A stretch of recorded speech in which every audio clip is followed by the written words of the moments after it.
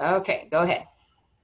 All right, well, hello everyone. My name is Adrienne Knockham-Bolton. As she said, I'm the Director of Student Support Services, and I'm appreciative of the opportunity to speak to you today about the various areas that fall underneath our Student Support Services umbrella, as well as helping students in distress. We know that prior to the pandemic and all of the social unrest that students were experiencing distress, so we can only imagine how much more distress they're going to be experiencing now. And so I've just got some tips and tricks on how to help them, how to be present to them, and then helping them guide you to help guide them through that referral process. So I'm going to try to go ahead and share my screen with you so that you can see my presentation. Wait up. Let me move this over.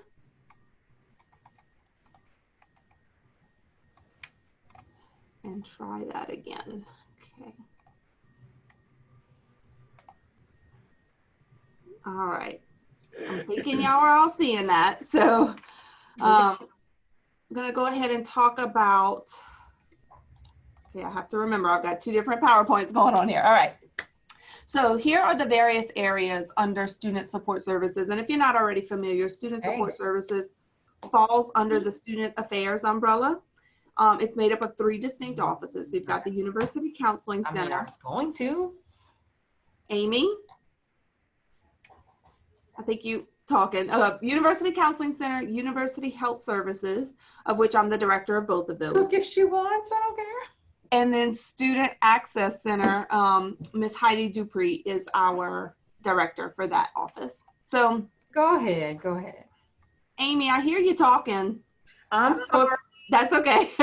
Okay, so specific to the University Counseling Center, we are available free of charge to our students, faculty, and staff. So I do want you to keep that in mind, that our services are available for you in addition to our students.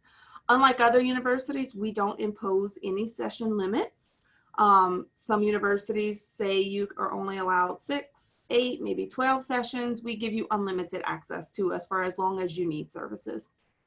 And currently we are offering both in-person and teletherapy appointments. So for those who are not comfortable coming back to the face-to-face environment, we are maintaining our software to provide teletherapy. Our services include confidential individual, family, and couples counseling. We offer group sessions. Back when we were meeting in person, our LGBTQ+ and trans support groups, as well as our BOLD Women of Color support groups, were very well attended and well received. So we are always open to any other interest groups that students may have. So please send them our way if they express any interest in that. We also offer consultation to you as faculty and staff. I'll talk a little bit more about that later. And then our outreach. You might be most familiar with our Let's Talk Cookies with Counselors program, but we do also have various outreach tables and outreach events, suicide awareness fairs, our Stress Less Fest, Free Your Mind Fridays, just things to get students involved and get the word out about the Counseling Center. Our newest offering that we're most excited about is collaborating with the Clinical Mental Health Counseling Master's Program on campus and serving as a training site for their students who need their clinical experience. So we're grateful for that opportunity to collaborate with the academic program and then to help those students develop their clinical skills and guide their professional development. We take a developmental and a multicultural approach in our office so that we can address the specific mental health and human development needs in our diverse Nichols population. So that's the Counseling Center. Moving on to University Health Services, we are like the doctor's office on campus. We offer quality health care for all currently enrolled students, and again, faculty and staff. Unlike the Counseling Center, our services at Health Services are not free of charge. They do have a $25 copay, but it is available for you as well if you need more convenient care rather than going to your doctor's office. So just keep that in mind. We help with acute healthcare problems, providing medical information, working with injuries, same things as you would go to your doctor's office for.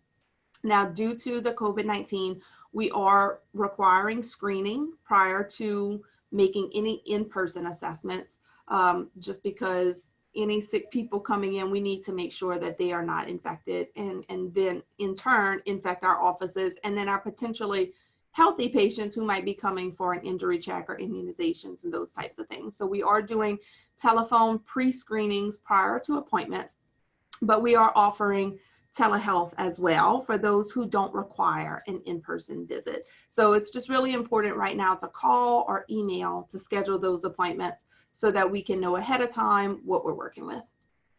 Health Services also monitors immunization compliance for all of our incoming students, and we administer select vaccinations in office. We also serve as a clinical rotation site for our nursing students who are enrolled in the community health nursing class.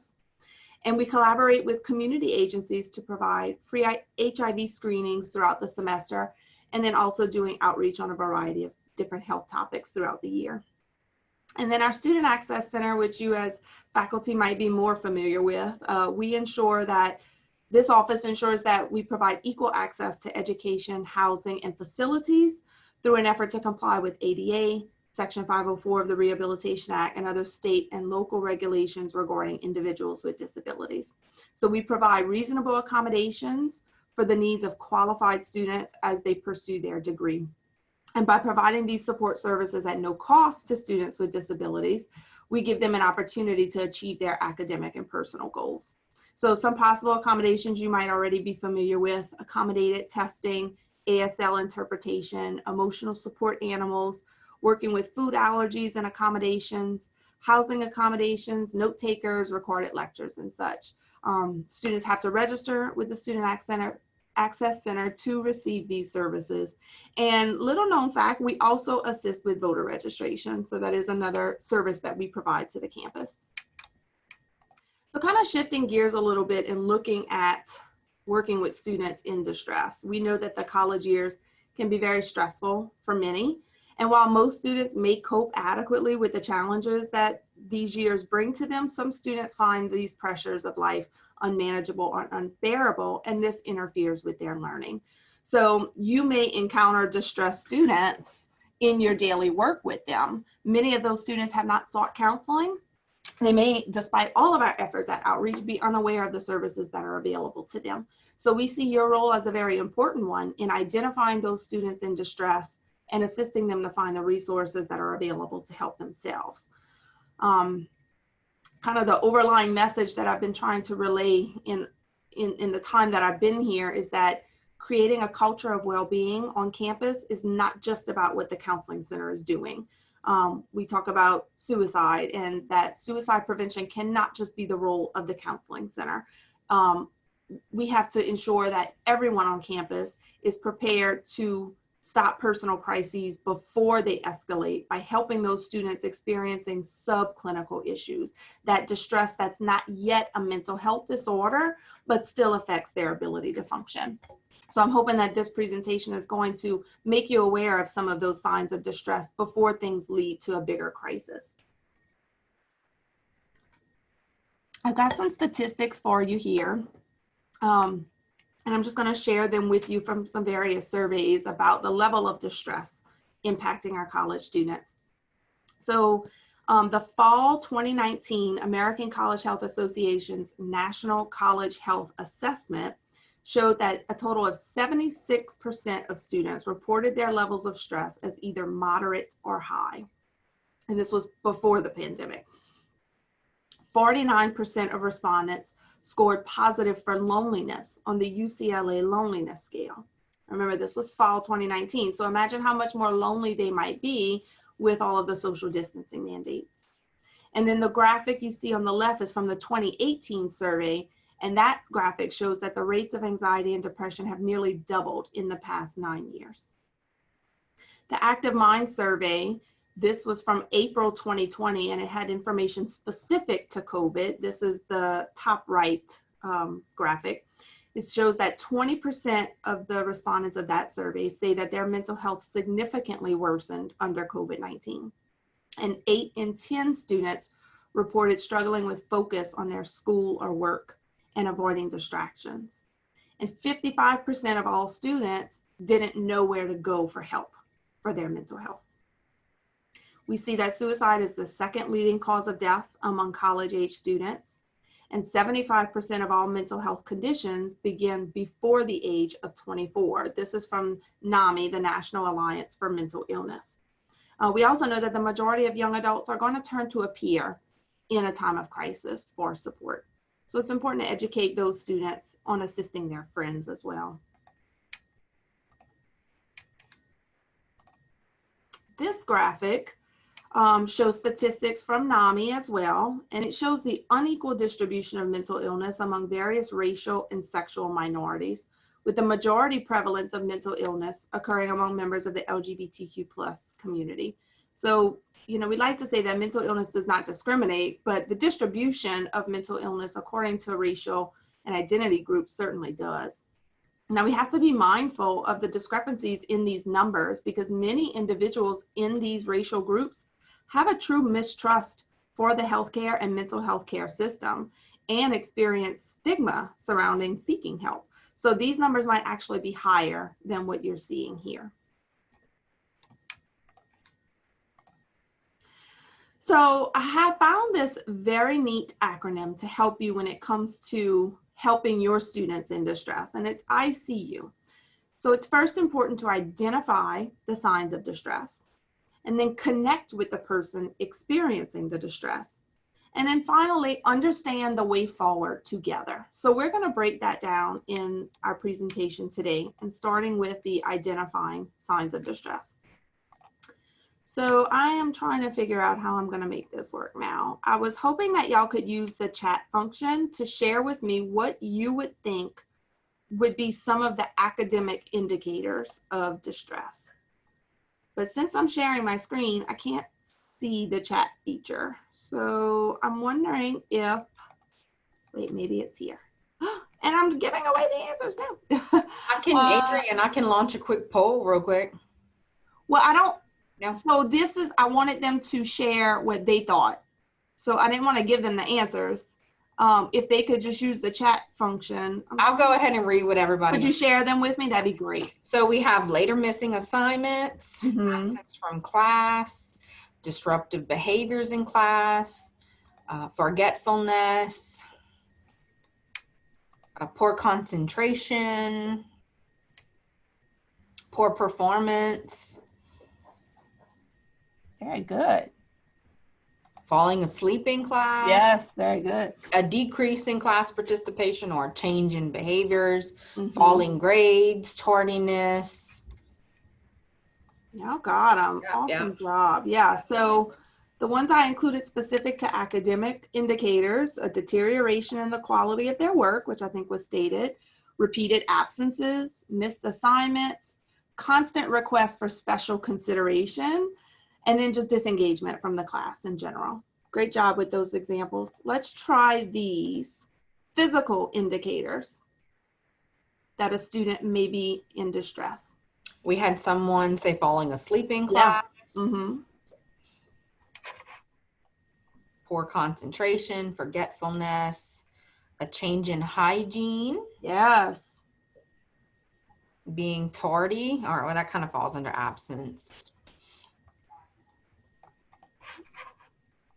Disruptive behaviors. Awesome examples. Yep, I've included abrupt or radical changes in their behavior. Like y'all said, the decreased personal hygiene, chronic fatigue or low energy. Yes, frequently falling asleep in class. Maybe noticeable changes in their weight, disorientation, and being unable to make decisions despite repeated attempts on your part to clarify to them, headaches or stomach problems, and then alcohol or drug use. Let's try these safety risk indicators. What kinds of safety risk indicators might identify signs of distress?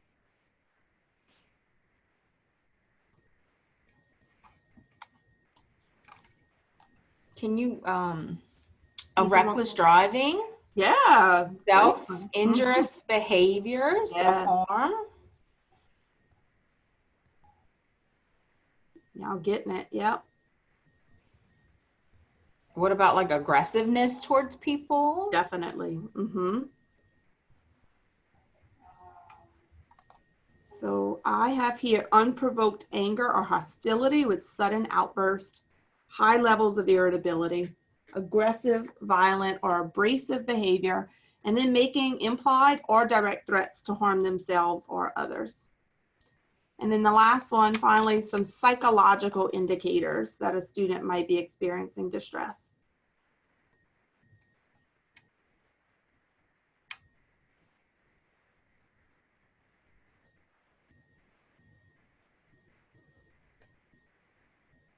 So we have one, disorganized thoughts, Mm-hmm. alterations in sensory perception,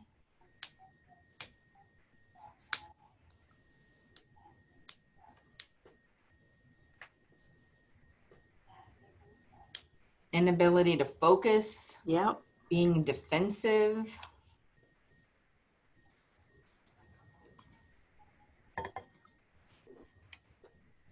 So yeah, this one I've got a good bit. Here we go. So self-disclosure of personal distress. This could include family problems, financial difficulties, depression, grief, or thoughts of suicide. Like we have here, suicidal thoughts, feelings of low self-esteem, expressions of concern about the student by their peers. So other students noticing some signs that are concerning, feeling out of control, mood swings, sadness or depression, irritable or agitated, extreme worry, fear or anxiety, and low motivation. Thank you all for participating in that. So I'm hoping that that can help you see some of the signs of distress to look out for. So that satisfies the identify portion of our ICU acronym. Now we're going to look at the connect portion. Now I want to make this clear that although the next step is to connect, and we are going to go over some basic helping skills, I'm not training you to become a therapist, nor are you expected to be a therapist. And I may have instructors in here who are therapists, and recognizing that even in your role as faculty, you're not expected to be a therapist. So not setting any crazy high expectations for yourself here, just basic trying to connect with the students so that we can then guide them to the right resources. Before we do that, though, I think it's important to acknowledge your own personal barriers that might get in the way of your being able to help students in distress. So, for example, you might feel fear when you're working with a student who is highly agitated or who has expressed thoughts of suicide. It's okay to feel that fear. I know in the counseling center, when we see that there's a walk-in crisis coming, our heart kind of skips a beat as well, because we really don't know what we're getting into. So it's okay and it's human to acknowledge that fear. And some other barriers that you might face when you're dealing with students in distress, you might be too busy. How many of us are too busy, right? And this kind of throws a curve in our day. Or you might not feel that you have the right skills to help them. Or I know I'm bad about this, when they show up on schedule without an appointment and disrupt your day. If I'm in the middle of a big project and I get a knock on my door, it really throws a curve in my plans. But recognizing that that's some of my own issues that I need to work through. You might have your own stuff to deal with. You might have a student come in who's very upset and distressed about the racial tensions in our country. And you might be dealing with your own struggles about the racial tensions in our country. It's okay to acknowledge that you might also have your own stuff that you're dealing with, that the student is also dealing with. And then sometimes we can make assumptions about what our students have done, what they should be doing, how they should be feeling. It's important to check those. So I just wanted to make that aware that there are barriers that can get in the way, and to try your best to put those barriers aside so that you can best help your student. So kind of some helping skills 101. First thing, you want to approach the student and acknowledge your concerns directly with them. This is going to change a little bit with COVID. You might not be able to talk to the student in your office because you can't maintain social distancing, but finding some way to talk to the student in a quiet and private space, even if it's setting up a Zoom meeting or a Teams meeting, just to express your concerns to them directly. It is important, if something is severe, if they're talking about suicide or harming someone else, that you don't leave them alone. So you might have some additional support there. And just be open and direct about what you've observed. Acknowledge your observations in behavioral and non-judgmental terms. So try to refrain from labeling. Rather than saying, you seem depressed, you can disclose your concerns in some behavioral ways. You seem really sad lately. you've been having trouble getting out of bed, or you feeling depressed, and express those concerns clearly. It's important to remain calm and stay focused on the student's feelings, and then to help them refocus as necessary. Asking open-ended questions. An open-ended question invites a person to reflect and respond more than with just a quick short answer. So try to turn closed-ended questions into open-ended questions. So rather than, do you feel sad? That gives you a yes or no answer. You can say, tell me, how do you feel? Tell me more about your concern. I want to understand what's upset you. That allows them to give you a more detail-filled answer than just a quick yes or no. And then ask clarifying statements. What other information might I need to know? And are there parts to this concern that I've missed? So asking some more detail-oriented questions without coming across as an interrogator. Also use reflective statements, reflecting back, what I'm hearing you say is XYZ. That helps the student know whether or not you're on the right page or not. And then show empathy. Try not to avoid responding in general ways like, oh, everything's going to be okay. This is all going to be over with soon. That really doesn't instill a sense of hope, in the same way that saying, you know, we have people here on campus who can help you. We have trained professionals and I can get you in touch with those. You want to instill hope, but not in such a broad way that doesn't really make sense to the student. And validating whenever possible. I can see why you would be upset, or it makes sense that this is really important to you. Now remember, validation doesn't mean you have to agree with a person's perspective or behavior, but it does show them that you understand where they're coming from and that you both are on the same page. And then providing affirmations. This involves recognizing, supporting, and encouraging the student's strengths and their efforts. So affirming the effort and the commitment that they're making, affirming their strengths and values.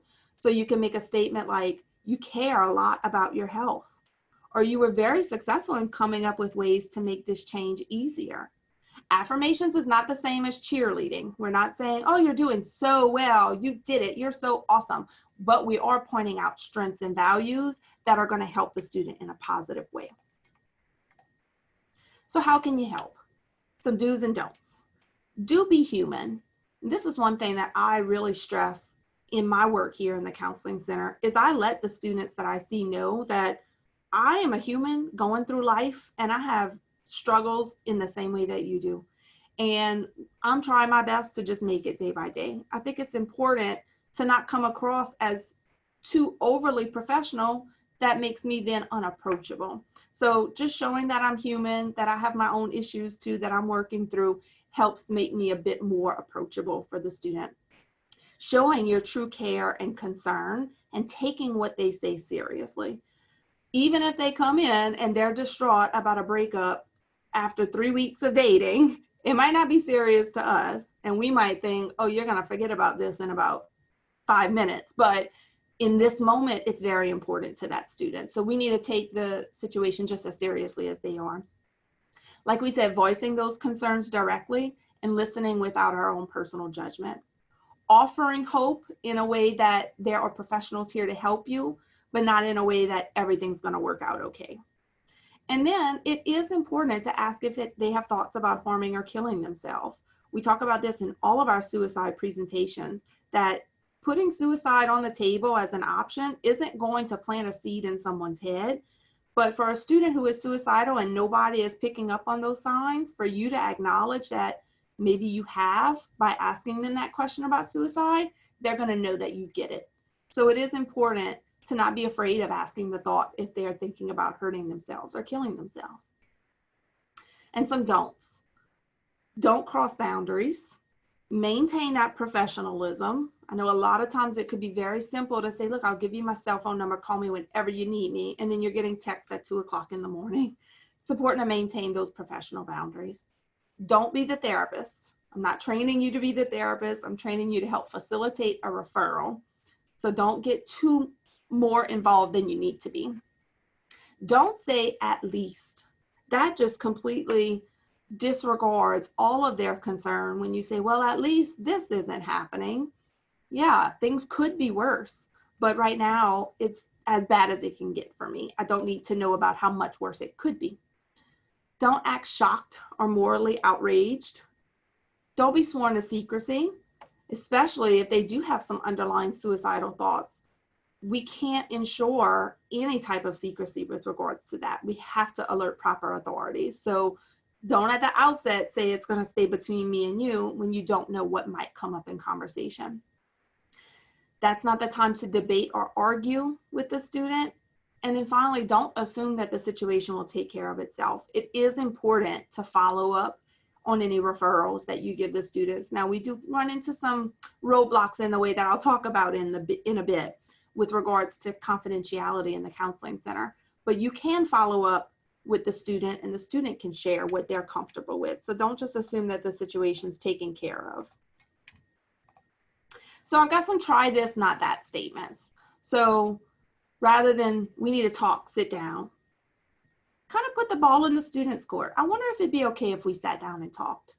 I'm noticing some things that's concerning to me. Rather than you're a mess and it's obvious, very judgmental, you can notice those behavioral indicators. You seem really sad to me. What's wrong with you? Versus, I've noticed that you've seemed irritable when we talk lately. Is everything okay? And then you need to get some therapy. Versus, you know, I've been thinking about some ways that we can help you to feel better. Are you open to my suggestions? So a lot of it is just reframing your statements in a way that shows caring and concern. So that was the CONNECT part of our ICU acronym. And I'm hoping that gave you some tips on how to best display some of those helping 101 skills with clients, students. And now we're going to move into the understanding portion, which is understanding where you can make a referral to.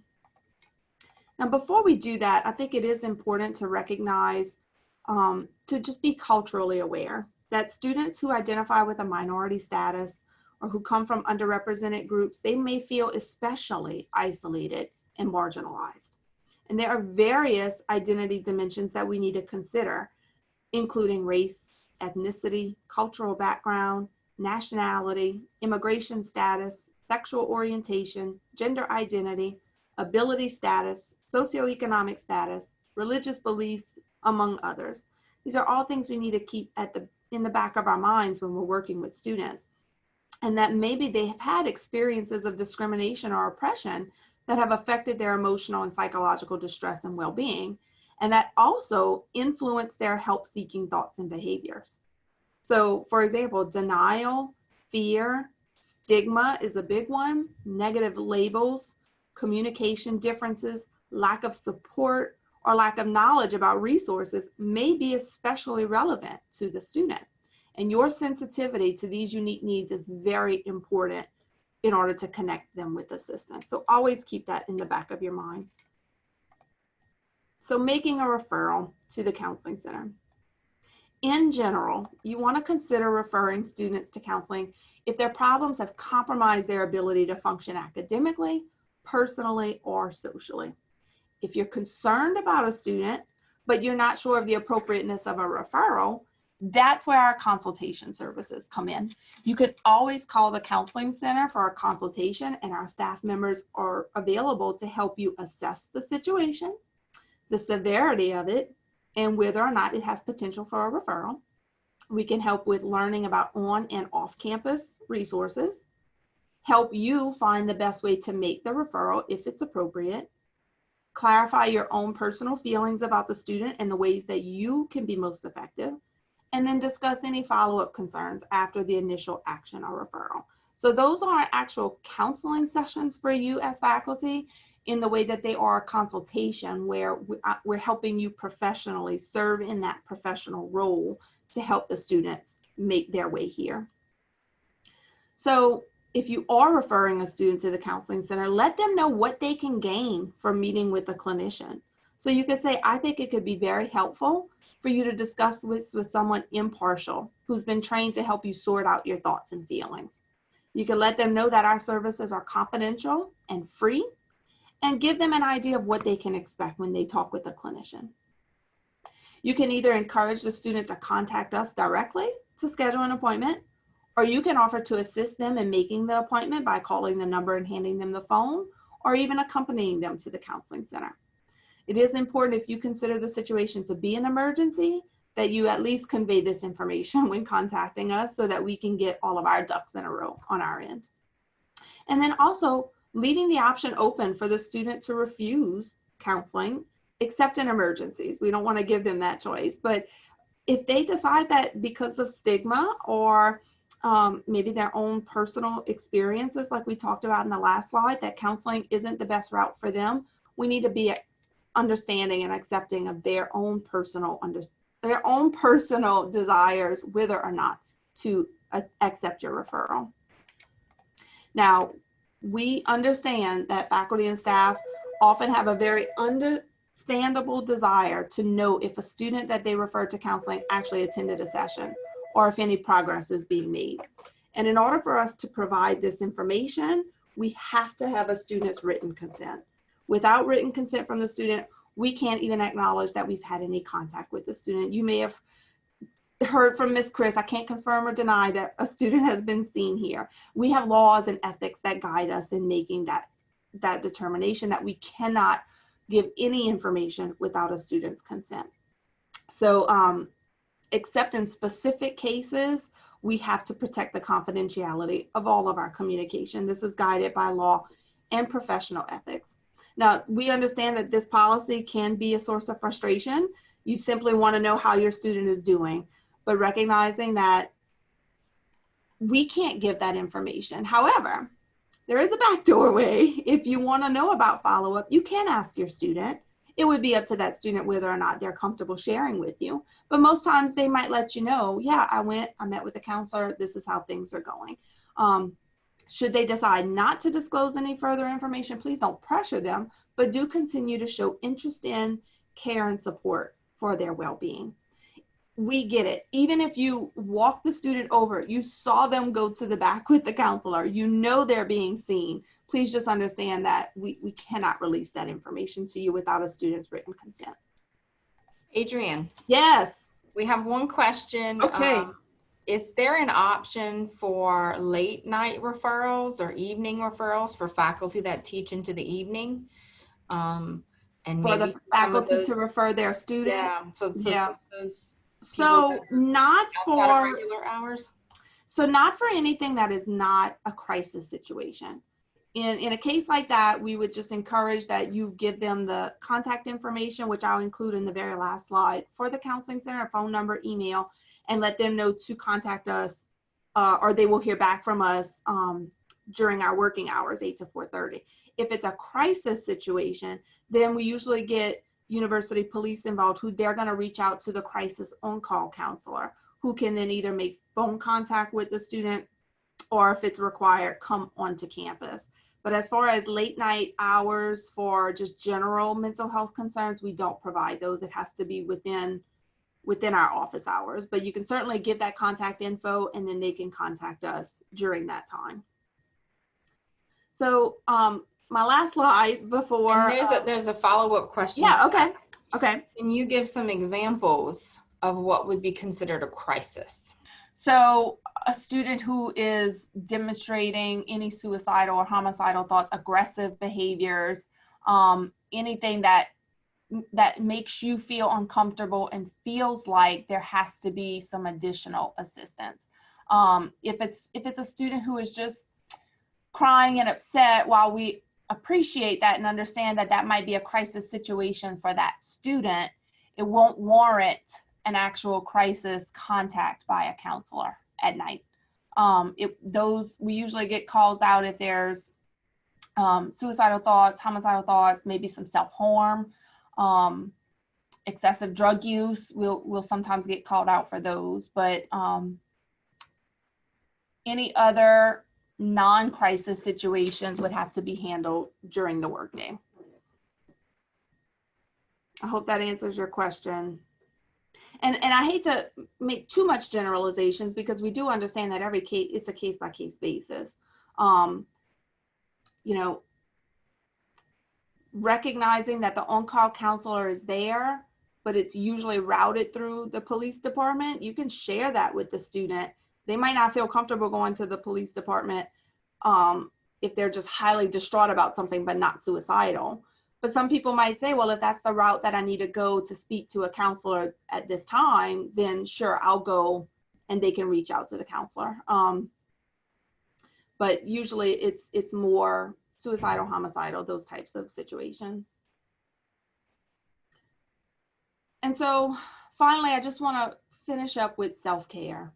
So recognizing that in many cases, you can help just by engaging in empathic listening, facilitating an open discussion about your concerns and problems, displaying acceptance, instilling hope, and offering suggestions for help. But accepting that some distressed students will escape our collective radar.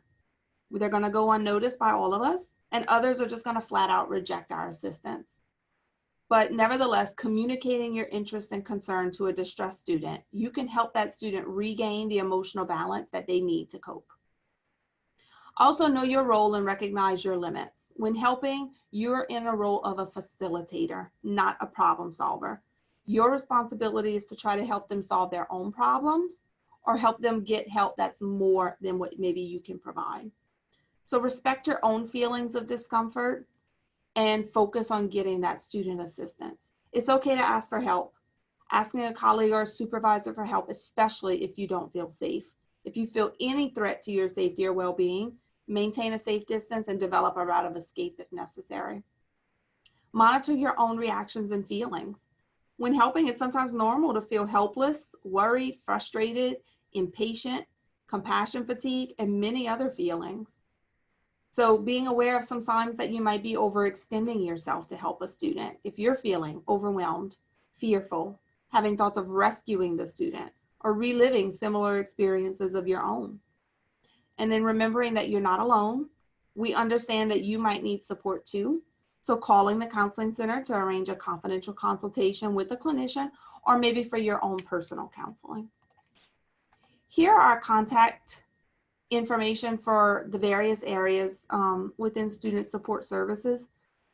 I do also just want to, Amy, if there's a way that I can potentially share, we do have some crisis hotlines as well.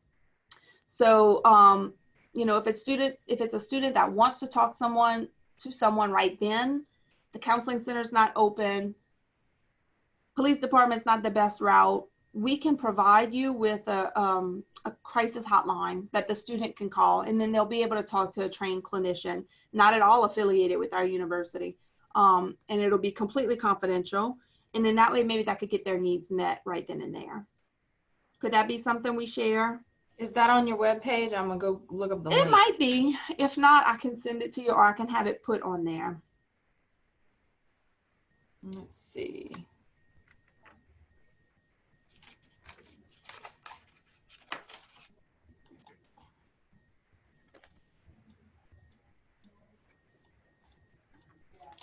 I'm gonna search. Keep going. I'm gonna search to see if I can. Okay, I actually have a little brochure. It's called the Call Line, Crisis Assist Link Line.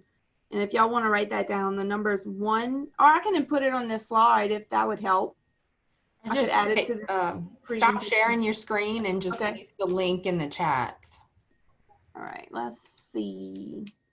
All right. All right,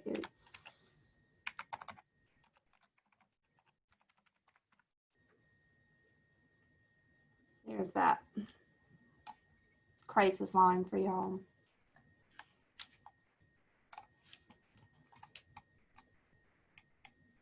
Are there any follow-up questions about how to identify those signs of distress or help students?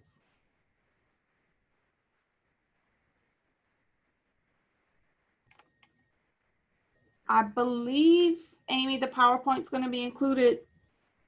It's recorded, but I can always send y'all the actual PowerPoint if you want. Yeah, send it to me and I'll okay, perfect. I can put it on the Cafe Moodle for everybody. Perfect, awesome.